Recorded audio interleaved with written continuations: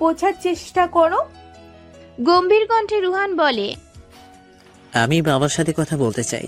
মাইমুনা খন্দকার কথা না বাড়িয়ে একটা মেয়েটকে বললেন তার স্বামীকে ডেকে দিতে। তমিজুদ্দিন খন্দকার রুহানের রুমে এলে রুহান বাবার মুখোমুখি দাঁড়িয়ে মায়ের উদ্দেশ্যে বলে, আমি বাবার সাথে একা কথা বলতে চাই। ছেলের ভাবগতিক ভালো ঠেকল না মাইমুনা খন্দকারের। যদি কোনো অঘটন ঘটিয়ে ফেলে সেই ভয়ে তিনি দ্রুত প্রস্থান করেন। আমি আপনার শর্তে রাজি, তবে আমারও একটা শর্ত আছে। One more time, I want to face off with here. আর একবার আমি তার সাথে বোঝাপড়া করতে চাই। বলতে পারেন এইটাই লাস্ট। তুমি মেয়েটার বা অন্য কারোর ক্ষতি করবে না তার কি গ্যারান্টি আছে? আর যাকে বিয়ে করবে তাকে সুখে রাখবে তারে বা কি গ্যারান্টি? কোনো গ্যারান্টি নেই, তবে আপনি যদি চান আপনার পছন্দের মেয়েকে বিয়ে করার জন্য আমি রাজি হই, তবে আমাকে এই শিকল থেকে বের করে নির্জনার সাথে দেখা করতে দিতেই হবে। অন্যথায় আমি এই শিকলে সারা জীবন বন্দী থাকবো। তমিজুদ্দিন খন্দকার এই ভয়টাই পাচ্ছিলেন। ছেলের জেদ সম্পর্কে তিনি অবগত, যা বলে তাই করে। তিনি ভেবেছিলেন দেশে এনে মায়ের দোহাই দিয়ে ভালোবাসা দেখিয়ে ছেলের মন গলাবেন, কিন্তু কোথায় কি, ছেলে যে তাকেই ব্ল্যাকমেল করছে। বাবাকে চুপ থাকতে দেখে ঠোঁটের এক কোণ প্রসারিত করে রুহান বলে, সময় নাও বাবা, ভেবেচিন্তে তারপর ডিসিশন নাও। তমিজুদ্দিন খন্দকার অবাক হয়ে রুহানের দিকে তাকিয়ে থাকেন।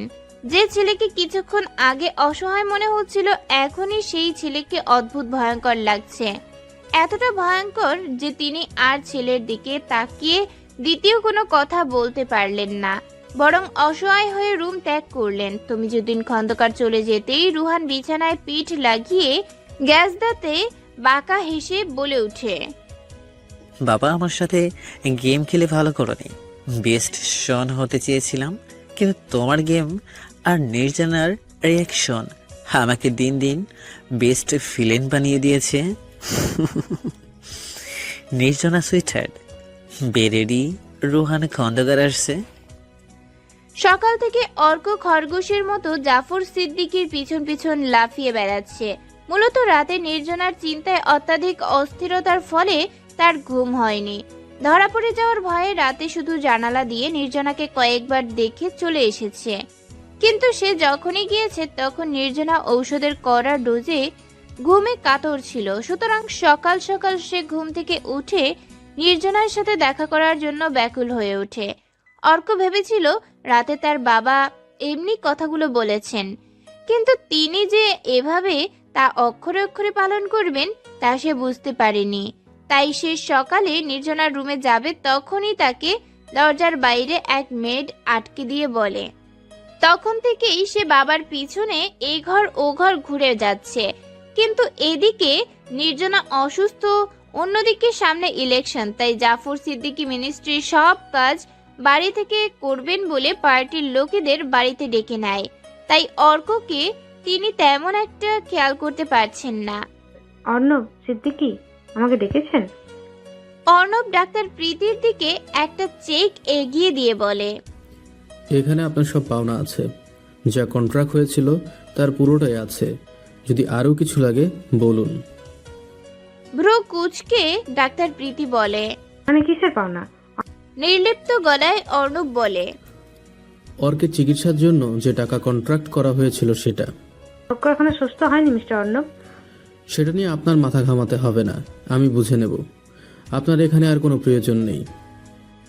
ডাক্তার প্রীতির এই সময়ে মাথা গরম করে চিল্লাপাল্লা করতে খুব ইচ্ছে করলেও সে তা না করে অর্ণবের দিকে তাকিয়ে কৃত্রিম হাসি দিয়ে বলে, কন্ট্রাক্ট একেবারে স্পষ্ট লেখা আছে, আমি যখন মনে করব অর্কের চিকিৎসা শেষ ঠিক তখন আমি বাড়ি ছেড়ে চলে যাব।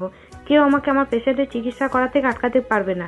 যদি তারা চেষ্টা করে তবে তার যথাযোগ্য কারণ দেখাতে হবে।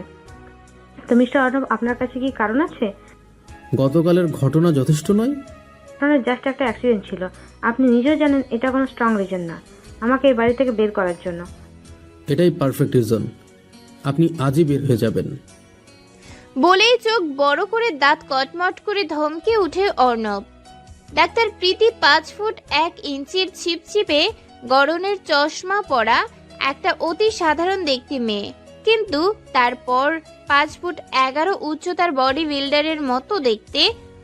অর্ণবের ধমক খেয়ে সে বিন্দু মাত্র বিচলিত হলো না, বরং সে কৃত্রিম হাসিটা আরো প্রশস্ত করে বলে, আপনি কেন? আপনার বাবা চাইলে আমাকে এই বাড়ি থেকে বের করতে পারবে না।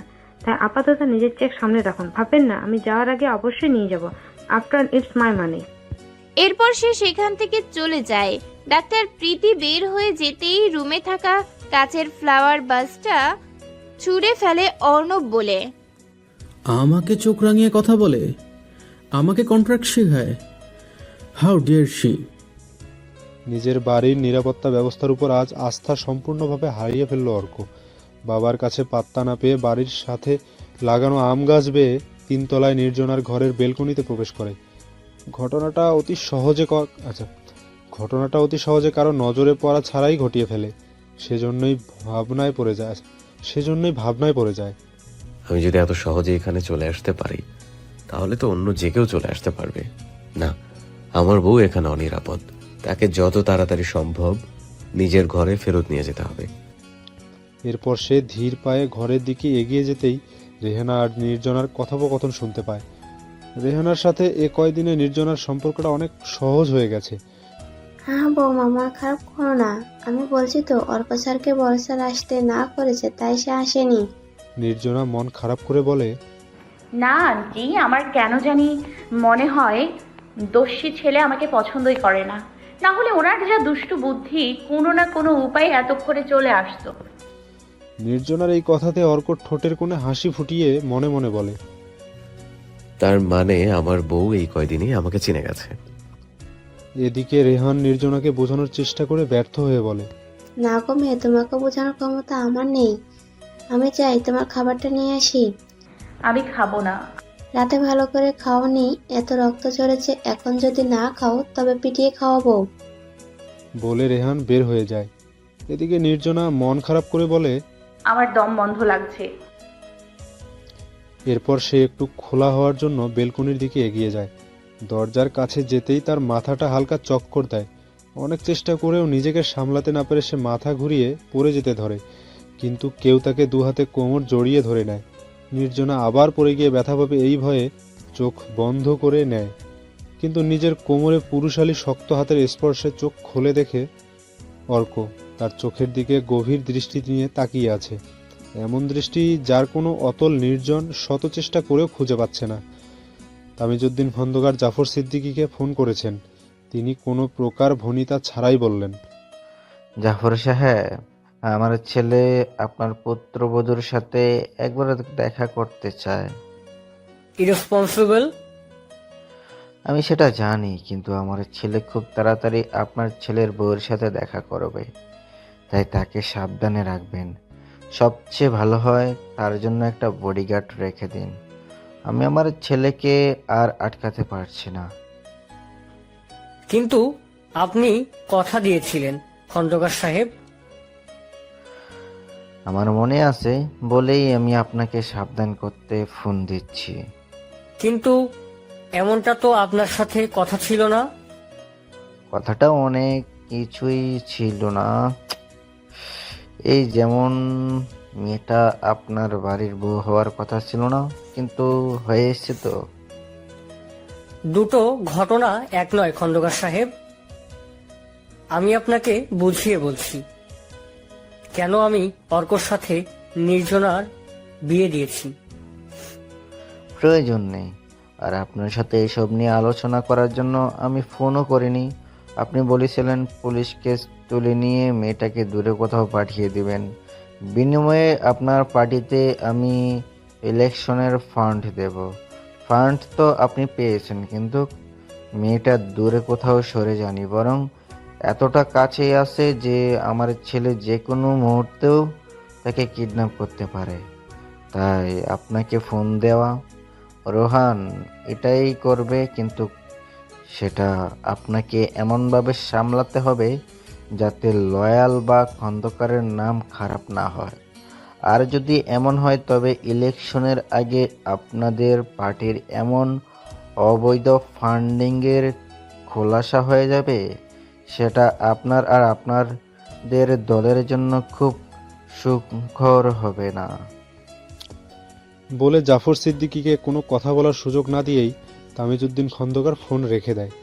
ফোন রেখে জাফর সিদ্দিকী তার PA-S এর দিকে তাকিয়ে বলে, এজেন্সির সাথে যোগাযোগ করে বেস্ট বডিগার্ড হায়ার করো অ্যাজ পসিবল। খাবার টেবিলে লাঞ্চ করতে এসে অর্ণব দেখে সেখানে শুধু ডাক্তার প্রীতি বসে মনের সুখে লেগ পিসের হাড্ডি চিবুচ্ছে। সে একজন মেয়েডকে জিজ্ঞেস করে, বাকি সব কোথায়? মেয়েড উত্তর দেয়, জাফর সিদ্দিকী পার্টির মেম্বারদের সাথে বাইরে খাবে। আরশি সকালে বের হয়েছে, এখনও ফেরেনি। নির্জনার খাবার রেহানা তৈরি করে রুমে নিয়ে যাবে, আর অর্ক খাবে না বলে দিয়েছে। সব শুনে অর্ণব বিরক্ত হয়ে টেবিলে বসে পড়ে। এদিকে ডাক্তার প্রীতি একদম ভ্রুপ্রেক্ষীহীন এদিকে ডক্টর প্রীতি একদম ভ্রুক্ষেপহীন হয়ে তখনও মনের সুখে হাড্ডি চিবুচ্ছে। প্রীতি তার কথা আছে। এবার অর্ণব দাঁত কটমট করে বলে, কারোর সামনে বসে এভাবে রাক্ষসের মতো হাড় চিবুতে হয় না। আপনার কি বেসিক ম্যানারিজমটুকু নেই? প্রীতি তার কথার কোনো জবাব না দিয়ে বাটি থেকে আরেকটা লেগ পিস তুলে সেটাতে কামড় বসায়। Mannerless unwanted foul people. কিন্তু তারপরও ডাক্তার প্রীতির থেকে কোনো জবাব না পেয়ে সে একটু অবাক হয়ে বলে, ডক্টর প্রীতি, আমি আপনাকে কিছু বলছি। এবার প্রীতি তার দিকে তাকিয়ে মিষ্টি হাসি দেয়, কিন্তু কোনো প্রতি উত্তর করে না। এতে রাগে অর্ণবের গা জ্বলে যায়। কি হলো, আপনি আমার প্রশ্নের কোনো উত্তর দিচ্ছেন না কেন?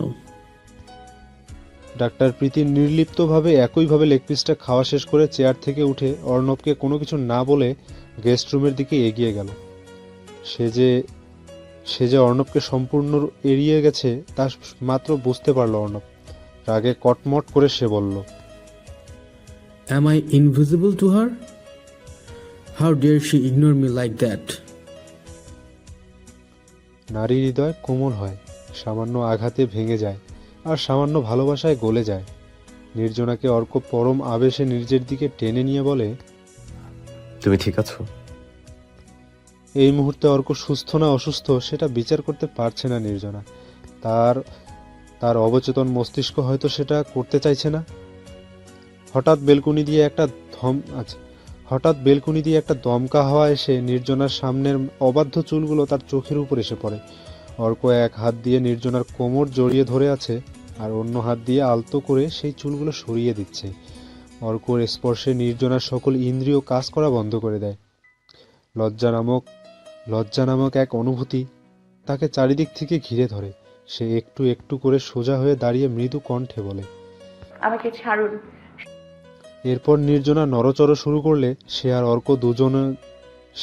অর্ক দুজনেরই পড়ে যাবার উপক্রম হয়। তখন অর্ক সোজা হয়ে দাঁড়িয়ে তাকে হ্যাঁচকা টান দেয়। এতে নির্জনা সরাসরি তার বুকে আছড়ে পড়ে। অর্ক নির্জনাকে ছেড়ে দেওয়ার জন্য নিজের আবেগকে নিয়ন্ত্রণের সর্বোচ্চ চেষ্টা করে, কিন্তু তার হৃদয় মস্তিষ্কের কাছে পরাজিত হয়। অর্ক নির্জনাকে ছেড়ে তো দেয়ই না, বরং দু হাতে নিজের সর্বশক্তি দিয়ে তাকে জড়িয়ে ধরে।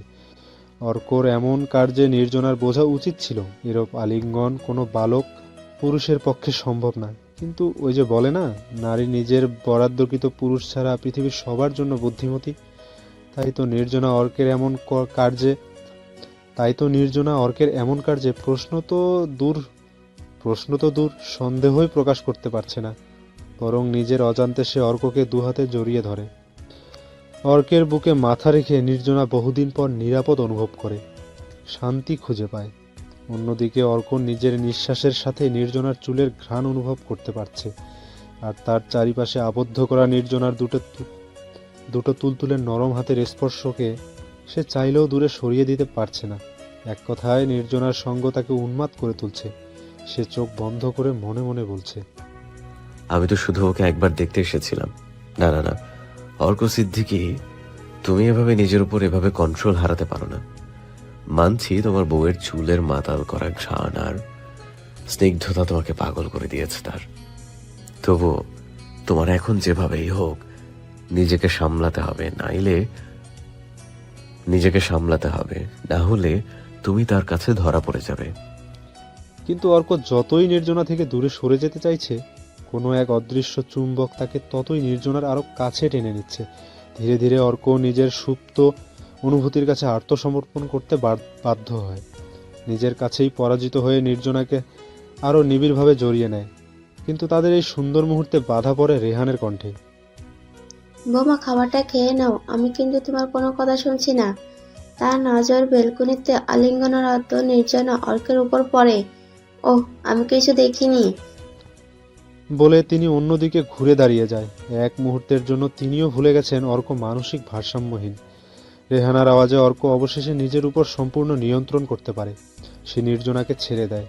যদিও এতক্ষণ যাবৎ সে এটাই চাইছিল, কিন্তু এখন সে বিন্দুমাত্র আনন্দিত হতে পারছে না। রেহানাকে ধন্যবাদ দেওয়ার বদলে তার উপর বিরক্ত হয়ে মনে মনে বলে, এদের জন্য বউয়ের সাথে একটা একা সময়ও কাটানো যায় না। আর নির্জনা, সে তো শরমে মরে যাচ্ছে। তার একবারের জন্য মনে হচ্ছে না তার স্বামী পাগল। নির্জনার লাজে রাঙা মুখ দেখে অর্ক মনে মনে বলে, যদি তোমাকে ভালোবাসতে পারতাম, তোমার এই লাজুক চেহারা প্রতিদিন দেখতে পেতাম, কিন্তু তুমি আমার ভাগ্যে নেই।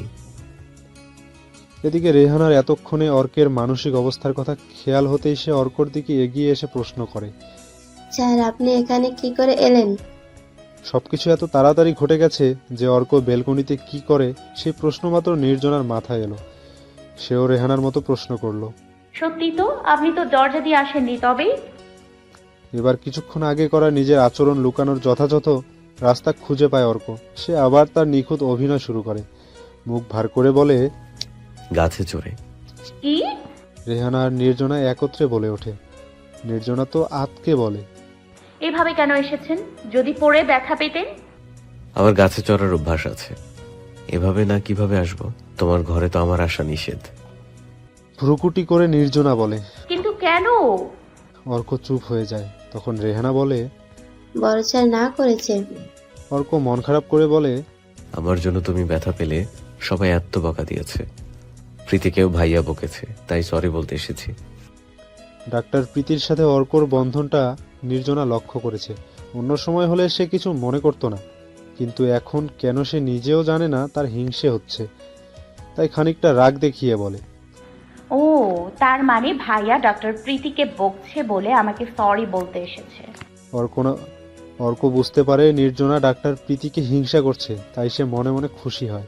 কিন্তু নিজের বউয়ের রাগ ভাঙানোর জন্য বলে, না, আমি বুঝতে পেরেছি তুমি আমার জন্য ব্যথা পেয়েছো, তাই সরি বলতে এসেছি। আমি প্রমিস করছি তোমাকে আর জ্বালাবো না, আর ব্যথা দিব না। ইটস ওকে, আপনার এতে কোনো দোষ ছিল না, ওটা জাস্ট একটা অ্যাক্সিডেন্ট ছিল। অর্ক তাকে আর জ্বালাবে না ভাবতেই নির্জনার কেমন খালি খালি অনুভব করলো।